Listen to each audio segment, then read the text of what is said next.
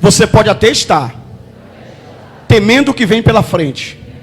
Você pode até estar fraco e com medo, mas você não é fraco e medroso. Olha para mim aqui. Ele estava fraco e com medo, mas ele não era fraco e medroso, porque não estava na essência. Agora Deus vai dizer: seja. Seja vem de ser, vem de essência. Aí Deus agora está dizendo assim, ó: você pode até estar temeroso, você pode até estar com medo, você pode até estar passando por luta, por dificuldade, Josué. Você pode até estar temendo, mas esse não é a tua essência. A tua essência é de ser forte e corajoso, porque eu não te dei espírito de temor, eu te dei espírito de ousadia. Deus não te deu espírito de temor e de medo, Deus te deu espírito de ousadia. Você pode até ter passado por momentos de medo e de fraqueza, mas você não é medroso, você não é covarde, você é forte e corajoso. Então seja aquilo que você foi chamado para ser, forte e corajoso. Quem pode dar glória a Deus? Agora eu estava conversando com uma pessoa essa semana, e eu quero desenhar um quadro com você aqui hoje. Presta atenção. Quando a gente chega para o irmão e fala assim, ó, o irmão chega para a gente e conta um monte de situação que está passando, pastor Charles. Bispo, eu estou numa luta, eu estou na prova, eu estou passando uma dificuldade. Aí a gente fala assim: irmão, seja forte e corajoso. Sabe o que é que a pessoa fala para a gente? Ah, porque não é o senhor. Se fosse o senhor me entenderia. Não é você, bispo Paulo, que está passando por isso. Agora desenha comigo aqui, imagine Josué sentado na pedra, de cabeça baixa, com medo, triste, covarde, fraco e medroso. Aí Deus agora aparece para ele e diz assim: Josué, seja forte e seja corajoso. Agora, se Josué fosse um cristão dos tempos atuais, Josué levanta e diz assim: ah, Deus, está falando isso porque não é o senhor que está sendo ameaçado de morte, porque o senhor não está no meu lugar, Deus. Se o senhor estivesse no meu lugar, ameaçado de morte, se o senhor estivesse no meu lugar, sofrendo ameaça, o senhor não falaria assim comigo. O apóstolo Paulo diz que existe vaso de prata, vaso de ouro, vaso de barra, vaso de barro, vaso de madeira, mas eu não vi Paulo dizendo que existe vaso de cristal. Só que se Paulo escrevesse nos dias atuais, pastor Charles, Paulo ia dizer assim: cuidado com os vasos de cristal, porque hoje em dia, irmãos, avançou o negócio. Tem vasos de cristal dentro da igreja. Sabe como é vaso de cristal? Eu me lembro quando eu era pequeno, Maninha tinha um vaso que era bem fininho. E um dia eu fui passando, irmão, e eu só toquei no vaso de cristal, o vaso caiu. Aí eu peguei o cristal, tentei remendar, não deu certo. E naquele dia Maninha me deu uma surra que eu me lembro até o dia de hoje. Maninha pegou a sola ungida que meu avô Abílio deu a ela guardou, e ela disse: meu filho, não tem jeito, a sola ungida vai cantar. E cantou naquele dia, e eu me recordo até hoje, porque vaso de cristal qualquer coisinha quebra. Tem gente assim na igreja, irmãos. Você não pode dizer nada que já está se quebrando, você não pode falar uma verdade que a pessoa já está se quebrando. É vaso de cristal. Se Deus falasse para os vasos de cristal hoje em dia, eles iriam dizer: mas Deus, o senhor não sabe o que eu estou passando. E Deus sabe, sabe por quê? Nos Salmos está escrito assim: Deus conhece a tua estrutura, mas ficar triste não vai resolver. Deus conhece a tua estrutura, mas desistir não vai resolver. Deus conhece a tua estrutura, mas estar com medo e covarde não vai resolver a tua situação. E olha para mim aqui, apesar de Deus ter todo o tempo do mundo, Deus não tem tempo a perder. Eu quero que você anote o que eu vou te dizer agora, porque isso aqui é uma palavra profética. Em 2022, as promessas vão começar a se cumprir de forma acelerada, pastor Charles. Quem está entendendo? Se Deus prometeu casa, carro, se Deus prometeu bênçãos aqui na terra, vai começar a vir logo, ó. Pergunta para mim, por que, bispo Paulo? Porque os tempos aqui na terra estão abreviados. Jesus está voltando, então se ele prometeu, ele vai ter que cumprir com pressa. Então Deus não tem tempo para perder. Deus vai acelerar o processo para cumprir as promessas promessas que Ele fez para você. Se Deus prometeu para você pregar as nações, vai pregar. Se Deus prometeu para te prosperar, vai prosperar. Se Deus prometeu casamento, vai casar. Se Deus prometeu a bênção, vai chegar. Se Deus prometeu, vai cumprir. E vai cumprir de forma rápida. Escuta o que eu estou falando para você. Por quê? Porque Jesus está voltando e o tempo está se cumprindo. Então Deus precisa cumprir rápido a promessa dele. Então Deus precisa que você seja forte e corajoso. Sabe por quê? Porque Deus não tem negócio com covardes. Deus não tem negócio com medrosos. E se você ficar no estado de covardia, se você ficar no estado de medo, a promessa não vai se cumprir. Então ficar com medo e ser covarde não vai resolver a tua situação. E Deus não tem tempo para perder. Por isso que Deus entra na situação para te dizer: não adianta se lamentar, não adianta ser fraco, não adianta ser medroso. O que adianta é se levantar, é ser forte e corajoso, porque Deus não tem tempo a perder. Deus entra na situação para resolver o teu problema. Quem pode dar glória a Deus hoje? Sabe por quê, irmão? Porque o tempo que você fica chorando, você está perdendo tempo. Aí,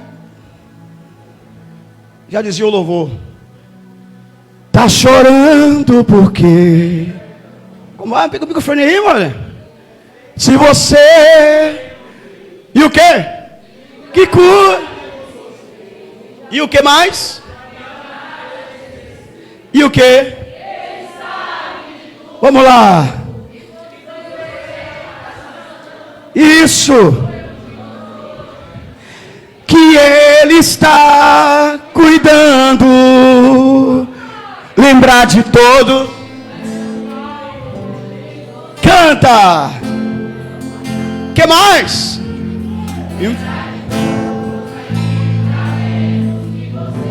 O que? Não era para você estar aqui, mas Deus te... Esse aí vou levantar. E onde colocar a mão, eu vou abençoar. Então canta aí, ó. Não chore, que cuida de você. não dorme. Levanta, levanta. Tem muita gente que te ama. Deus mandou Te dizer que vai acontecer. Deus mandou te falar que tudo vai. passar. Olha para mim aqui. Deixa eu perguntar uma coisa para você que a gente vai ceiar agora. Você resolve alguma coisa sendo fraco e medroso? Seja sincero, resolve? Deus precisava que Josué enfrentasse aquela situação.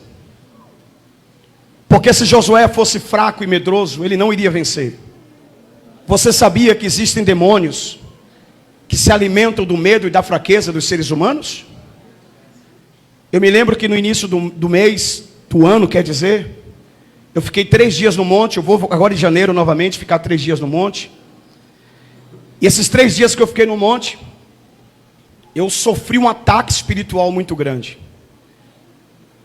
Você já viu um breu? Quem já viu um breu aqui? No monte, pé de serra. É um breu que eu acho que poucas pessoas já viram. Porque as nuvens descem no monte. E naquele dia estava nublado. As nuvens desceram no monte. E nós estávamos dentro das nuvens.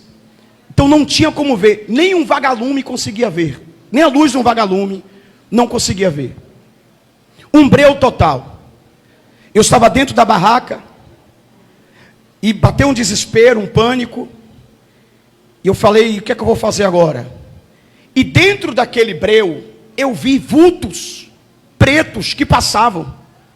Então imagina, dentro de um breu, você conseguia enxergar vulto preto. Demônios que passavam. E eu senti quando os demônios cercavam a barraca que eu estava. E quanto mais eu estava com medo, mais eles se fortaleciam. Quanto mais eu estava em pânico, mais eles tinham força.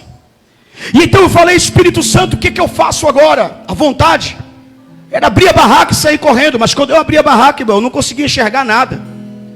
Não tinha para onde sair, não tinha para onde correr. Eu falei: agora só tem um jeito: ser forte e corajoso. Ser forte. Quanto mais eu temia, mais os demônios se alimentavam. Então o Espírito de Deus me lembrou dessa palavra. Ele falou para mim: seja forte e corajoso. E então eu comecei a clamar o Salmo 91. E eu comecei a orar: aquele que habita no esconderijo do Altíssimo, a sombra do Onipotente descansará. Direi do Senhor: Ele é o meu Deus, o meu refúgio, a minha fortaleza, e nele eu confiarei. Porque Ele te livrará do laço do passarinheiro e da peste perniciosa. Ele te cobrirá com as suas penas, e debaixo das suas asas estará seguro. A sua verdade, escudo e broquel. Não temerás espanto noturno, nem seta que voa de dia, nem peste que anda na escuridão, nem a mortandade que assola meio-dia. 1000 cairão ao teu lado, mas tu não serás atingido. Somente com os teus olhos olharás e verás a recompensa dos ímpios, porque tu, ó Senhor, o Altíssimo é a tua habitação. Nenhum mal te sucederá, e nem praga alguma chegará à tua casa, porque os seus anjos darão ordem ao teu respeito, para te guardar em todos os teus caminhos. Eles te sustentarão pelas suas mãos, para que não tropece com teu pé em pedras. Pisarás o leão e a áspide, calcarás os pés o filho dos leão e a serpente, pois que tão encarecidamente me amou. Pô-lo-ei no alto retiro, porque conheceu meu nome. Ele me invocará e eu lhe responderei. Estarei com ele na angústia, livrá-lo-ei, glorificá-lo-ei, dar-lhe-ei abundância de dias. Quando eu terminei de orar o Salmo 91, eu senti quando os anjos de Deus acamparam-se ao meu redor, e aquela neblina de escuridão se dissipou, e eu consegui vencer os meus inimigos.